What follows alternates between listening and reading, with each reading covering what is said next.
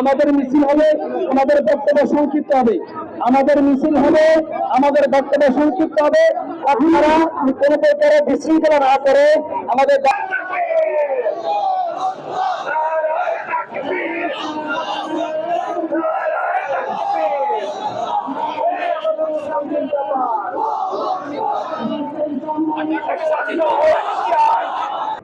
বলুন, যারা উগ্রবাদ করবে, যারা বাংলাদেশের বর্তমান স্থিতিশীলতাকে বিপন্ন করতে চাইবে, তাদের বিরুদ্ধে হেফাজতের পক্ষ থেকে লড়াই ঘোষণা করছি, লড়াই ঘোষণা করছি।